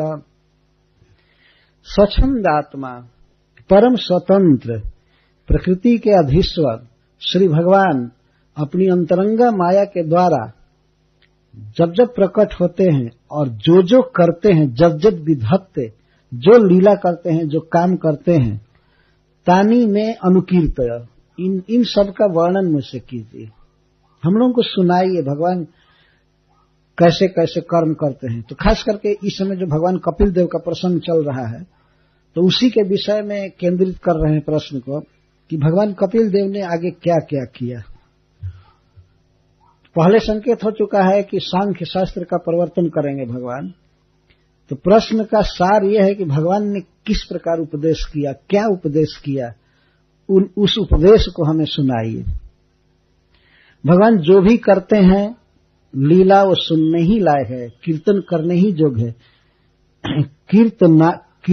कीर्तन्यानी, भगवान जो लीलाएं करते हैं जब जब विधत्ते भगवान, वो कीर्तन्य है। कीर्तन्य का अर्थ होता है प्रशंसनीय, और प्रशंसनीय का को ही कहते हैं कीर्तनीय। कीर्तन, कीर्तन का अर्थ है भगवान की कीर्ति का प्रसार, भगवान की कीर्ति का जब प्रसार किया जाता है तो उसको कीर्तन कहते हैं। और भगवान की लीलाएं विशेष करके वास्तव में कीर्तनीय होती हैं। जीव का धर्म है कि उन्हीं को गावे, उन्हीं का वर्णन करे, बोले, और चीज न बोले। अगर कदाचित कोई आदमी अखबार पढ़ा है तो अखबार पढ़कर अपने भीतर मन में रख ले, दूसरे के पास न वर्णन करे, क्योंकि वो कचरा उसके कान में क्यों डालेगा। जो स्वयं अपने भीतर डाल लिया ये अभी तो अपना बिगाड़ना ही हुआ। अपनी आंख लगाया, अपना दिमाग लगाया, ये सोचा वो सोचा, तो फिर दूसरे का काम क्यों खराब करेगा, क्यों खराब करेगा। एक बार एक व्यक्ति को परिक्रमा में, एक साधु को एक व्यक्ति ला करके बीड़ी और एक दियासलाई दे दिया, बीड़ी का बंडल। परिक्रमा में बैठा हुआ था, कभी बीड़ी नहीं पीता था, लेकिन श्रद्धा से कोई यात्री था, परिक्रमा कर रहा था, और साधुओं को बीड़ी और दियासलाई देता था, माचिस देता था। तो साधु बैठा था तो उसको ला करके वो दे दी। वो साधु कहने लगा दूसरे साधुओं से, मैं तो पीता नहीं हूं, ये क्या होगा, ये क्यों दे दिया? तो किसी ने कहा कि दूसरों को दे दो। तो कहा दूसरे को क्यों दे दें, आखिर हानिकारक चीज है तो दूसरे को क्यों दे दें? तो पूरा बीड़ी का बंडल दिया सलाई से जलाकर राख कर दिया वहीं। वो पीता नहीं, बीड़ी का बंडल जल कर वहीं पर स्वाहा हो गया, बीड़ी को बीड़ी पी गया।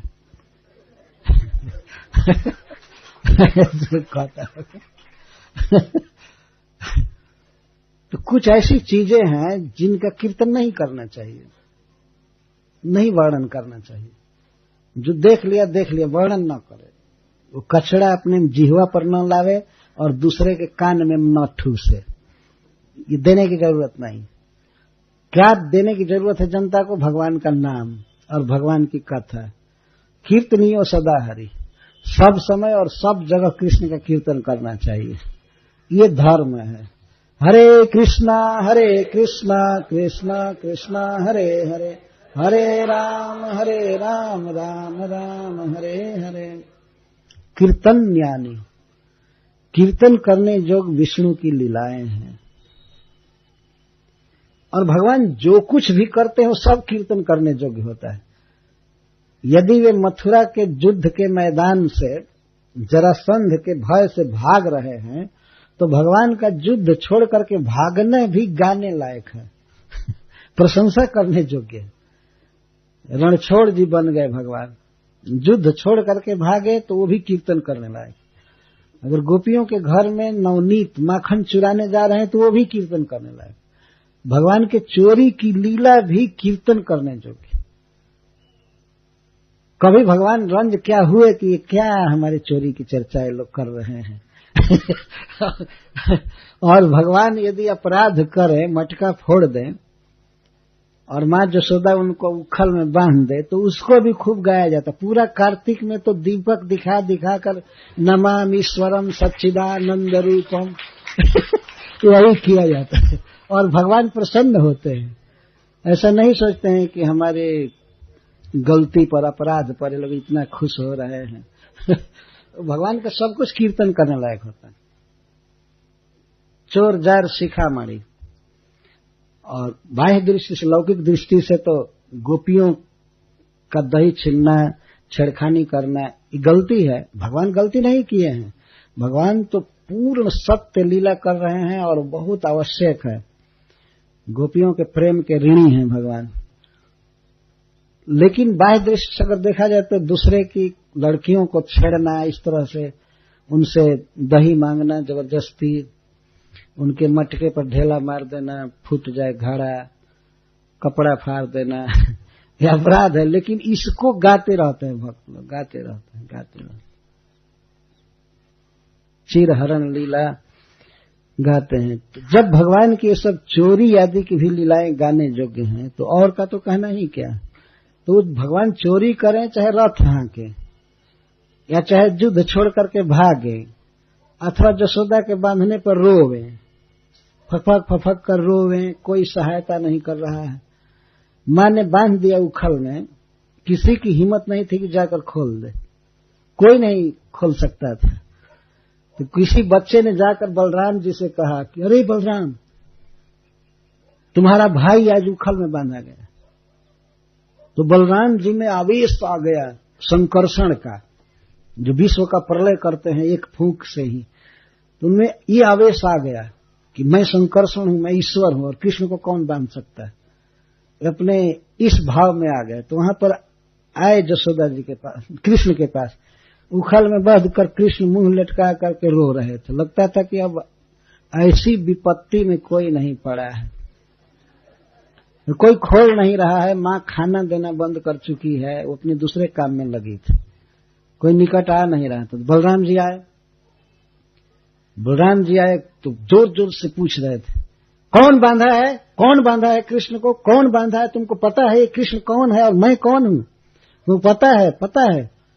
किसी बच्चे ने कहा कि माँ ने बांधा है, उसको पता है कि कृष्ण कौन है और मैं कौन हूं। पता है? तो माँ ने सुन लिया, तो हाथ में छड़ी लिए हुए वो आई। छड़ी लिए हुए आई। तब बलराम जी अब जो तड़क भड़क कर रहे थे, तो फिर भी पूछते, तुमने बांधा है? तुमने बांधा है? तो माँ कहती, हाँ मैंने बांधा है। क्या कहते हो?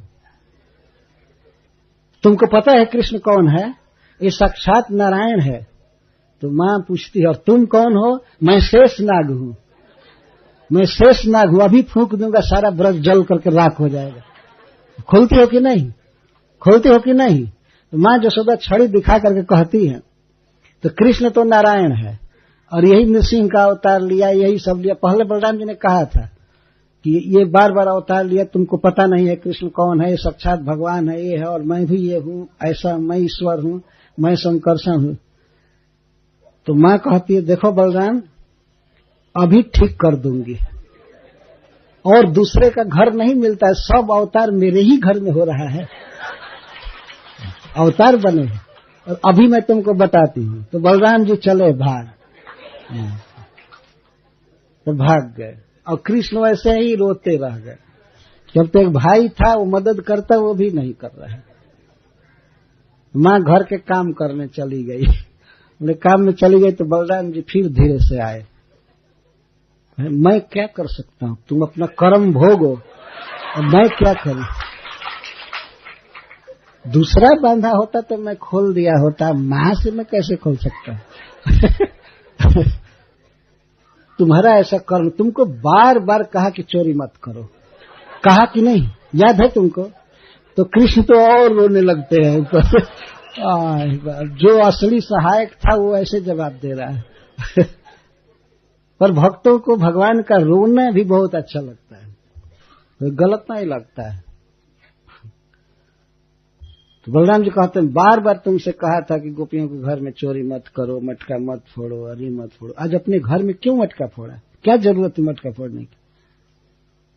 अगर माँ ने तुमको दूध पिलाना छोड़कर तुमको जमीन पर रख दिया तो थोड़ा सह लिए होते, क्यों फोड़ा? तो फोड़ो तो भोगो, हम क्या करें, हम कुछ नहीं कर सकते। तो उनको देख करके कृष्ण और रोने लगे, तो बलराम जी भी खड़ा होकर के वो दोनों भाई रोने लगे। तो वो तो बंधे बंधे रो रहे हैं, ये बिना बंधे स्नेह में रो रहे हैं, तो अब क्या करें? तो भगवान का यह रोना भी कीर्तन करने योग्य है।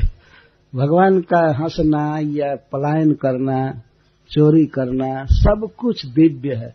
जन्म कर्म च में दिव्यम, भगवान के सारे कर्म दिव्य अद्भुत है, कीर्तन करने जोगे। इसी का कीर्तन करना चाहिए, इसी का श्रवण करना चाहिए। यही जीव का सबसे बड़ा कर्तव्य है कि जितना अधिक से अधिक को सुन ले कृष्ण के विषय में, और जितना अधिक से अधिक जप करे, गीत गावे, कीर्तन गावे, जितना कर सके, यही लाभ है वास्तव में। इसी के लिए मनुष्य शरीर दिया गया है, और मनुष्य शरीर में इस प्रकार की स्पेशल इंद्रियां दी गई हैं कि वो ऐसा करे और भगवान का प्रसाद खाए, शरीर दिव्य हो जाता है, निर्मल हो जाता है प्रसाद खाने से, प्रणाम करने से, भक्तों की सेवा करने से, भक्तों को प्रणाम करने से। जो भगवान के दर्शन से और उनको प्रणाम करने से लाभ होता है, वही लाभ भगवान के भक्तों का आदर करने से होता है। भवत तनु नाम, भक्त जो है वे भगवान के शरीर कहे गए हैं, क्योंकि तुम्हारा हृदय सदा गोविंद विश्राम, गोविंद कहे न मोर वैष्णव अपराध। तो भक्तों के हृदय में भगवान रहते हैं और भगवान के हृदय में भक्त रहते हैं। गोविंद तो कहते हैं कि हमारे भीतर ही नहीं रहते हैं, वैष्णव ही मेरा प्राण है। मतलब प्राण जितना प्रिय है मनुष्य को, उतना प्रिय भगवान के भक्त होते हैं, भगवान के लिए बहुत मानते हैं। ये बात उन्होंने कहा है दुर्वासा जी से। दुर्वासा जी अम्बरीश का वध करना चाहते थे, वो खाने के चक्कर में थे, और अम्बरीश महाराज तो केवल पारण करने के लिए जल पी लिए, चरणामृत पी लिए। इसी पर दुर्वासा गर्म हो गए कि क्यों पहले खा लिया, क्यों पहले खा लिया हमको निमंत्रण देकर। तो जान मारने के लिए कृत्या उत्पन्न कर दिया अम्बरीश। अगर एकादशी व्रत का, द्वादशी व्रत का पारण करने के लिए कुछ जल पी लिया जाए तो क्या गलती थी। और ये भी नदी में नहाने गए तो ज्यादा देर करने लगे, टाइम बीतने लगा पारणा का, तो अम्बरीश महाराज पानी पी लिए, वो भी ब्राह्मणों से पूछ करके। तो दुर्वासा जब नहा कर आए तो जोग बल से ये देख लिए कि ये तो पानी पी लिया। हमारे जैसे अतिथि को निमंत्रण दे करके यह पहले ही खा लिया। जब पहले खा लिया तो हो क्या गया तुम्हारा? पहले पानी पी लिया, इस पर उनका वध करने के लिए कृत्य उत्पन्न कर दी। कभी कभी ये साधु लोग भी बेवकूफी कर जाते हैं, कुछ भी समझते नहीं है क्या करना चाहिए।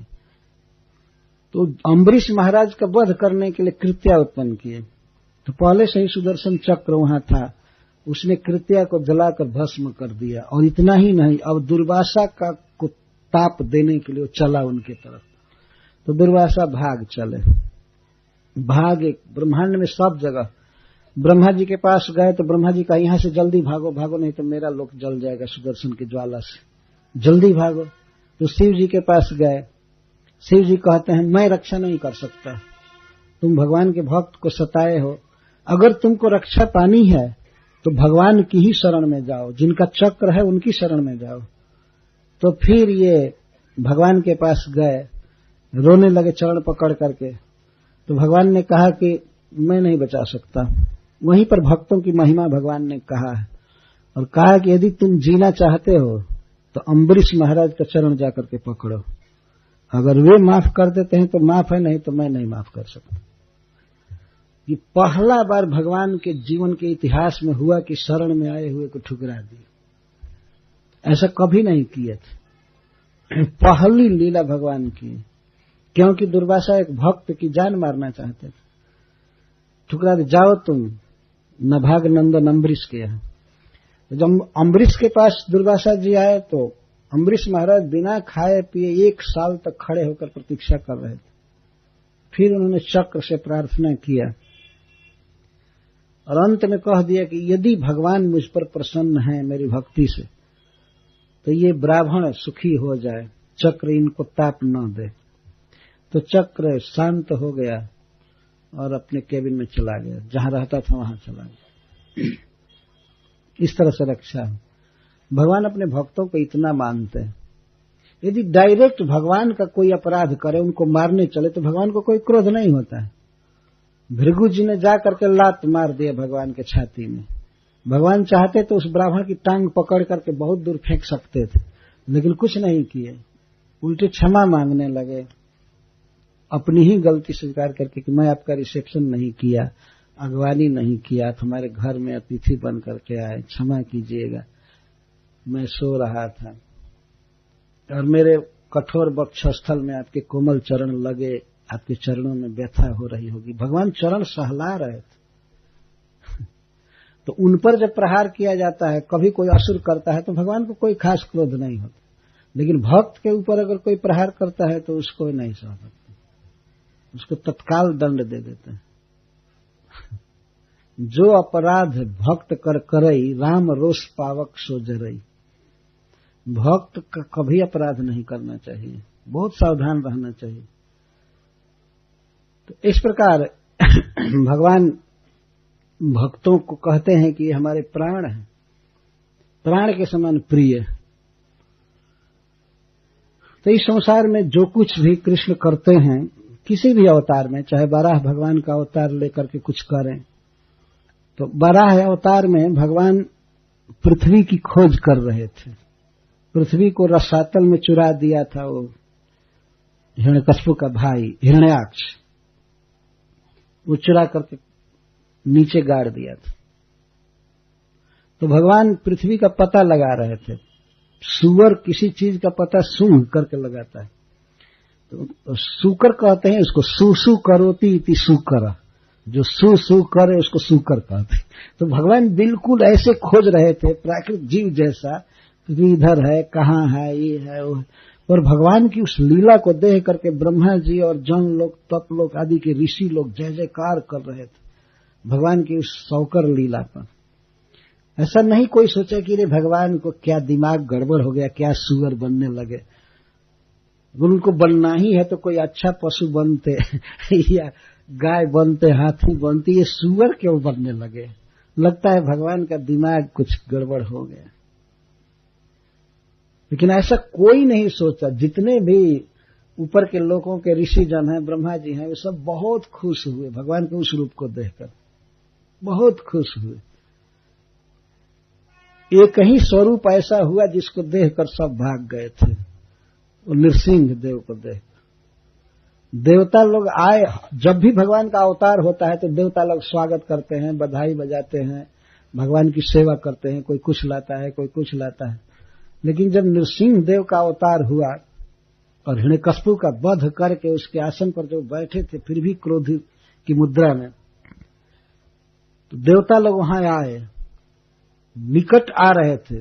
आ करके जब भगवान का भयावह रूप देखे तो सब पीछे हटने लगे, पीछे हटने लगे। साहस नहीं हो रहा था कि भगवान के पास जाएं। उनको डर लगता था कि बड़े बड़े नख से अगर एक तमाचा चलाए तो मैं तो गया।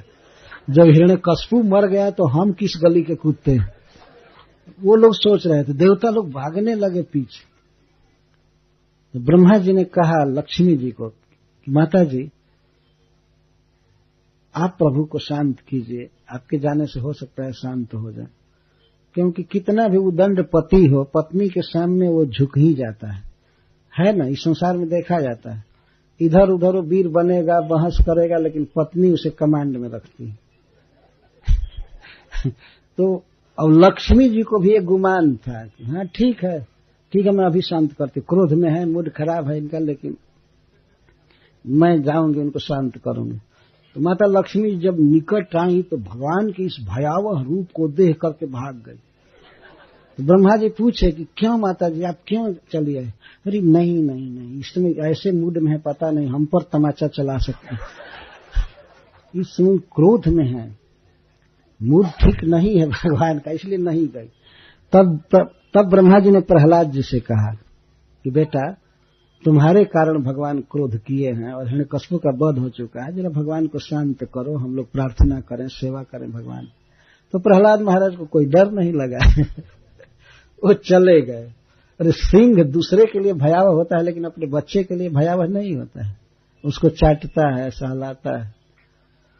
तो जब प्रहलाद महाराज गए, प्रणाम किए, तो प्रणाम करने पर भगवान नृसिंह देव का क्रोध शांत हो गया और प्रहलाद को उठाकर अपने गोद में बैठा लिया, एकदम शांत हो गया।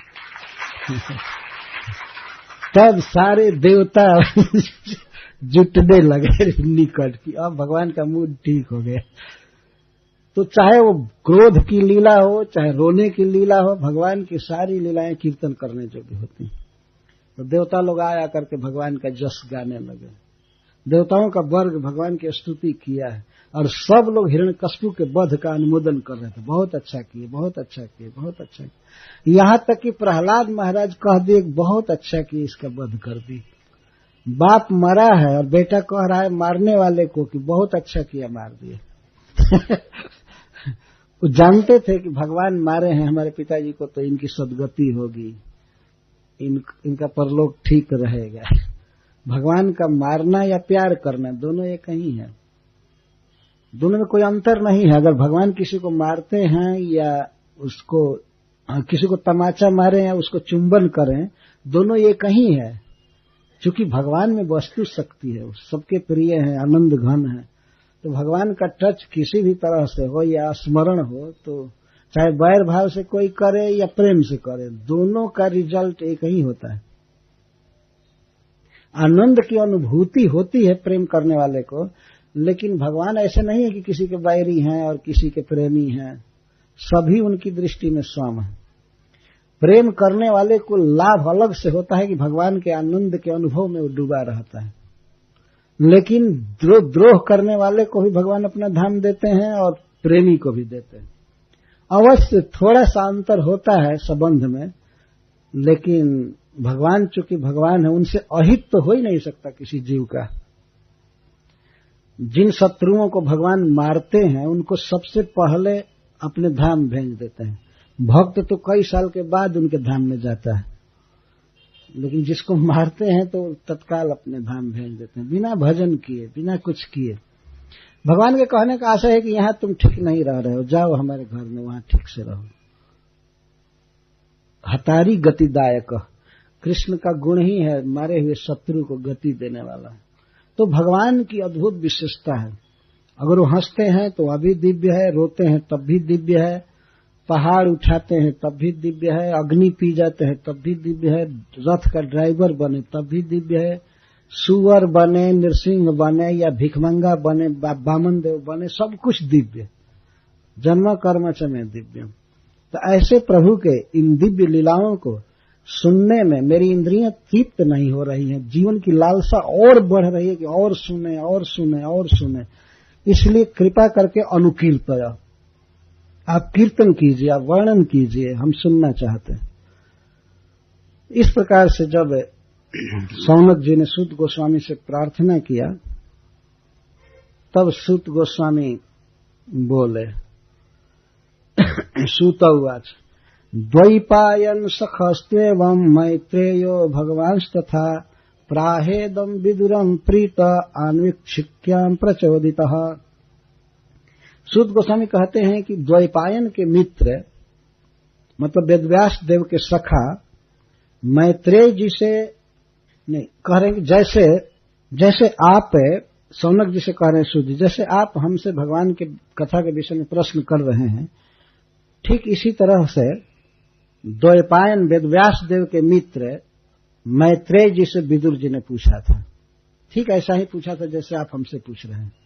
तथा द्वैपायन सखस्तु एवं मैत्रेय भगवान तथा, आत्मविद्या के विषय में जब विदुर जी ने प्रश्न किया भक्ति के विषय में मैत्रेय जी से, तो मैत्रेय जी ने इस प्रकार कहना प्रारंभ किया।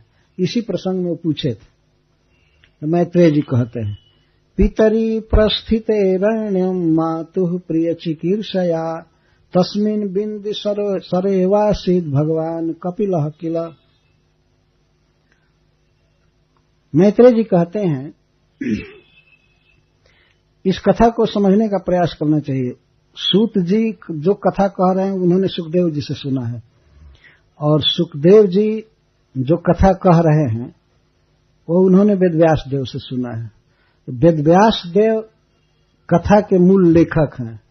वे कहते हैं कि मैत्रेय जी से इस कथा को विदुर जी ने पूछा था।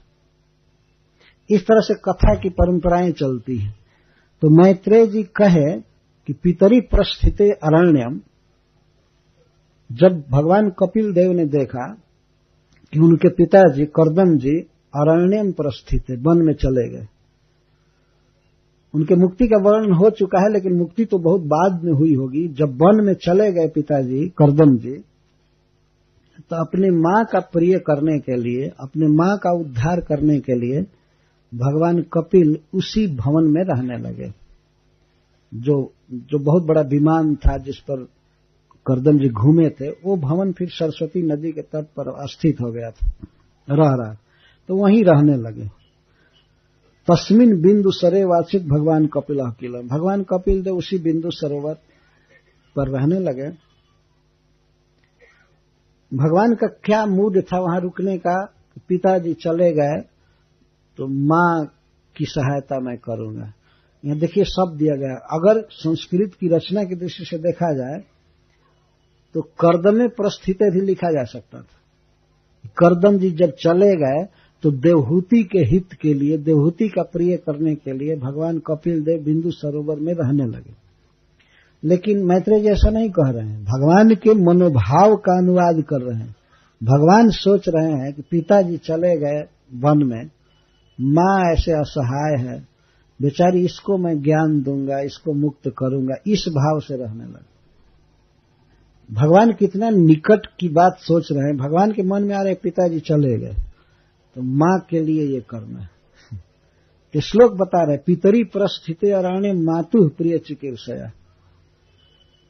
भगवान जो संबंध किसी जीव के साथ मानते हैं तो ये अनंत काल तक मानते ही रहेंगे। भगवान के संबंध में कोई फीकापन नहीं आ सकता है। मां है तो मां है। भगवान मां मान चुके देवहूति को, तो अब सदा के लिए मान चुके। ऐसा नहीं कि 2-4 साल, 100 साल, 50 साल मानेंगे और फिर नहीं मानेंगे। तो मातुः प्रिय चिकीर्षया, मां का प्रिय करने के लिए उसको ज्ञानोपदेश दे करके उसको बैकुंठ भेजने के लिए भगवान वहां रुक गए, उसी बिंदु सरोवर में। तो एक दिन की बात है, भगवान कपिल देव बैठे थे, अपना जो दैनिक भजन था करके और बैठे थे। अकर्माणम, अकर्माणम का अर्थ है कि उस समय किसी कर्म में नहीं थे, फ्री टाइम, लीजर टाइम था, बैठे थे। तो देवहूति के मन में आया कि मेरा पुत्र साक्षात भगवान है, तो पुत्र भाव से ही गई। सतस्मिन कर्मणा अंतत तमासीनम कर्माणम तत्व मार्गाग्र दर्शनम स्वसुतम देवहूत्या धातु संस्मरती वचः। उस समय मां देवहूति के मन में ये बात स्मरण आने लगी कि ब्रह्मा जी ने कहा था कि ऐसा मानवी ते गर्भम प्रविष्ट कैट भारदन। हे मनुनंदिनी, तुम्हारे गर्भ में साक्षात भगवान विष्णु आए हैं, जिन्होंने कैटव असुर का वध किया था। ये ब्रह्मा जी ने बताया था जब भगवान गर्भ में थे। तो इस बात का स्मरण देवहूति को हुआ कि हमारे पुत्र साक्षात भगवान हैं। तो फिर भी स्नेह उमड़ रहा था। स्वसुतम, यह शब्द दिए गए, जिस पुत्र को मां ने डायरेक्ट जन्म दिया था। स्वसुतम, सुत का अर्थ होता है जिसका प्रसव किया है। तो जिनको जन्म दिया था अपने पेट से, ऐसे पुत्र के पास देवहूति आई, ब्रह्मा जी की बात का स्मरण करके कि मेरा बेटा साक्षात भगवान है। तो इस पुत्र, और ये भी कहा था कि भगवान ज्ञान का उपदेश करेंगे, तो इस विश्वास के साथ कि मैं अपने पुत्र से, विष्णु से ज्ञान प्राप्त करूं और मैं मुक्त हो जाऊं कर्म वासनाओं से, इस उद्देश्य से उनके पास आई। श्रील प्रभुपाद जी इस श्लोक के तात्पर्य में लिखते हैं कि गुरु को पूरा अवकाश होना चाहिए कि किसी शिष्य की शंकाओं का वो समाधान कर सके, शंकाओं का समाधान करे, और प्रचुर मात्रा में चाहिए कि वो प्रवचन करे, क्योंकि गुरु के द्वारा जो शिष्य को लाभ होगा, यही लाभ है कि वो सुने। तो गुरु का काम ही है प्रवचन करना, ज्ञानोपदेश करना। यहां पर इस बात से कह रहे हैं कि भगवान कपिल देव बिल्कुल फ्री हैं, कोई काम धंधा नहीं वहां करना है, और भजन के जो रूटीन थे वो भी पूरा हो गए थे, बैठे थे। तो भगवान को फ्री देख करके माता देवहूति पहुंची वहां पर। देवहूति किस प्रकार से भगवान की शरण ले रही है, मां होकर भी, इतनी महान होकर के भी भगवान से कितनी दीनता के साथ बात करती है, ये सुनने लायक वास्तव में। प्रत्येक व्यक्ति के जीवन में इस प्रकार का विचार होना चाहिए, और परम सत्य को प्राप्त करने के लिए इस तरह की जिज्ञासा होनी चाहिए। जब कोई व्यक्ति भगवान को पाना चाहता है तो भगवान अनेक उपाय रच देते हैं, वो पा जाएगा, लेकिन इच्छा तो अपनी होनी चाहिए। देवहूति स्पष्ट कहती है कि हे नाथ, मैं भोगों से उब गई हूं, मुझको ये सब भोग नहीं चाहिए, नहीं चाहिए, मेरा जीवन इतना दिन व्यर्थ चला गया, आप हमें ज्ञान दीजिए, हमें भक्ति दीजिए। एक बार वो पति से रोई थी, जब पति घर छोड़ करके जा रहे थे, उस समय जाने के लिए तैयार थे बच्चियों के जन्म के बाद, तो उस समय भी अपने पति से प्रार्थना कर रही थी कि हमको ज्ञान दीजिए और हमको ज्ञान देने वाला पुत्र दीजिए। तो करदम जी ने कहा था, तुम चिंता मत करो, भगवान तुम्हारे